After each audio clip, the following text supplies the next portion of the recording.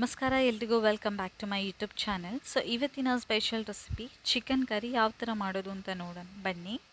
ಮೊದಲನೇದಾಗಿ ನಾವು ಮಸಾಲೆ ರೆಡಿ ಮಾಡ್ಕೋಬೇಕು. ಸೊ ಮಸಾಲೆಗೆ ನಾನು 15 ಕೆಂಪು ಮೆಣಸು ಹಾಕ್ಕೊಂಡಿದ್ದೀನಿ, 2 ಟೇಬಲ್ ಸ್ಪೂನಷ್ಟು ಕೊತ್ತಂಬರಿ ಬೀಜ, ಆಮೇಲೆ ಒಂದು ಸ್ವಲ್ಪ ಮೆಂತೆ, ಸ್ವಲ್ಪ ಸಾಸಿವೆ, 1 ಟೇಬಲ್ ಸ್ಪೂನಷ್ಟು ಜೀರಿಗೆ, 10 ಕಾಳು ಮೆಣಸು, ಆಮೇಲೆ ಸ್ವಲ್ಪ ಚಕ್ಕೆ, ಲವಂಗ, ಏಲಕ್ಕಿ ಎಲ್ಲನೂ ಇದಕ್ಕೆ ಹಾಕ್ಕೊಂಡು ಚೆನ್ನಾಗಿ ಮಿಕ್ಸ್ ಮಾಡ್ಕೊಳ್ಳಿ.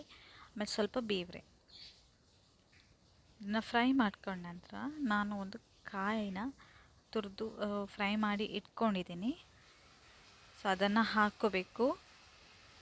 ಆಮೇಲೆ ಒಂದು ಸ್ವಲ್ಪ ಅರಿಶಿನ, ಒಂದು 4-5 ಎಸಳು ಬೆಳ್ಳುಳ್ಳಿ, ಸ್ವಲ್ಪ ಶುಂಠಿ ಹಾಕಿ ಚೆನ್ನಾಗಿ ಗ್ರೈಂಡ್ ಮಾಡ್ಕೊಳ್ಳಿ. ಸೊ ನಮ್ಮದು ಮಸಾಲೆ ಪಾರ್ಟ್ ಇವಾಗ ರೆಡಿಯಾಗಿದೆ. ಇವಾಗ ಚಿಕನ್ಗೆ ಒಗ್ಗರಣೆ ಕೊಡೋಣ. ಸೊ ಒಗ್ಗರಣೆಗೆ ನಾನು 2 ಟೇಬಲ್ ಸ್ಪೂನಷ್ಟು ಆಯಿಲ್ ತಗೊಂಡಿದ್ದೀನಿ, 1 ಟೇಬಲ್ ಸ್ಪೂನಷ್ಟು ಜೀರಿಗೆ ಮತ್ತು ಸ್ವಲ್ಪ ಬೇವ್ರೆ ಇದನ್ನು ಹಾಕ್ಕೊಂಡು ಇದಕ್ಕೆ ಒಂದು ದೊಡ್ಡ ಸೈಜ್ ಈರುಳ್ಳಿ ಮತ್ತು ದೊಡ್ಡ ಸೈಜ್ ಟೊಮೆಟೊನ ಕಟ್ ಮಾಡಿ ಇಟ್ಕೊಂಡಿದ್ದೀನಿ. ಇದನ್ನು ಹಾಕಿ ಚೆನ್ನಾಗಿ ಎಣ್ಣೆಯಲ್ಲಿ ಫ್ರೈ ಮಾಡ್ಕೊಳ್ಳಿ. ನೀರುಳ್ಳಿ ಕಲರ್ ಏನು ಚೇಂಜ್ ಆಗಬೇಕು ಅಂತೆಲ್ಲ, ಜಸ್ಟ್ ಇದು ಹಸಿ ಸ್ಮೆಲ್ ಹೋಗೋ ತನಕ ಇದನ್ನು ಫ್ರೈ ಮಾಡಿದರೆ ಸಾಕು. ಸೊ ಇದು ನಾವು ಚಿಕನ್ ಒಗ್ಗರಣೆಗೆ ಇಟ್ಟಿರೋದು. ಇವಾಗ ನಾನು 1 kg ಚಿಕನ್ನ ಚೆನ್ನಾಗಿ ತೊಳೆದು ತೆಗೆದಿಟ್ಟಿದ್ದೀನಿ. ಇದನ್ನು ನಾನು ಇದಕ್ಕೆ ಹಾಕ್ತಾಯಿದ್ದೀನಿ. ಹಾಕಿ ಚೆನ್ನಾಗಿ ಒಂದು ಸಲ ಮಿಕ್ಸ್ ಮಾಡ್ಕೊಳ್ಳಿ. ಆಮೇಲೆ ಇದಕ್ಕೆ ಒಂದು ಸ್ವಲ್ಪ ಉಪ್ಪು, ಸ್ವಲ್ಪ ಅರಿಶಿನ, ಹಾಗೆ ನಾನಿಲ್ಲಿ ಚಿಕನ್ ಮಸಾಲ ತಗೊಂಡಿದ್ದೀನಿ.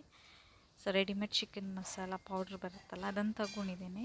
ಅದು ನಿಮಗೆ ಕಂಪ್ಲೀಟ್ಲಿ ಆಪ್ಷನಲ್, ನಿಮಗೆ ಬೇಕು ಅಂದರೆ ಮಾತ್ರ ನೀವು ಆ್ಯಡ್ ಮಾಡ್ಕೋಬೋದು. ನಾನಿಲ್ಲಿ 2 ಟೇಬಲ್ ಸ್ಪೂನಷ್ಟು ಹಾಕ್ಕೊಂಡಿದ್ದೀನಿ.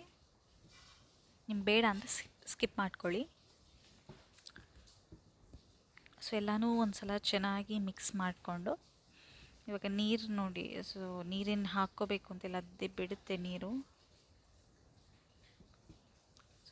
ಚೆನ್ನಾಗಿ ಬೇಯುತ್ತೆ. ಒಂದು 10 ಮಿನಿಟ್ಸ್ ಹಾಗೆ ಇಡಿ, ಲೋ ಫ್ಲೇಮಲ್ಲಿ ಚೆನ್ನಾಗಿ ಬೇಯುತ್ತೆ. ಇದು ತುಂಬಾ ಸಿಂಪಲ್ ಮೆಥಡ್. ನೀವು ಇಡ್ಲಿ, ದೋಸೆ ಮತ್ತು ರೊಟ್ಟಿ, ಅನ್ನ ಎಲ್ಲದಕ್ಕೂ ತುಂಬಾ ಚೆನ್ನಾಗಿರುತ್ತೆ. ನೀರು ದೋಸೆ ಅಂತೂ ಮಂಗಳೂರಿನಲ್ಲಿ ಫೇಮಸ್. ಇದು ನೀರು ದೋಸೆ ಮತ್ತು ಚಿಕನ್ ಕರಿ. ಸೊ ನೋಡಿ, ನೀವು ಟ್ರೈ ಮಾಡಿ ಮನೆಯಲ್ಲಿ ಒಂದು ಸಲ, ಚೆನ್ನಾಗಿರುತ್ತೆ. ನೋಡಿ, ರುಬ್ಬಿರೋ ಮಸಾಲ ನಾನು ಇವಾಗ ಹಾಕ್ಕೊಂಡಿದ್ದೀನಿ. ಸೊ ಉಪ್ಪು ಟೇಸ್ಟಿಗೆ ತಕ್ಕಾಗ ಹಾಕ್ಕೊಳ್ಳಿ. ನೀವು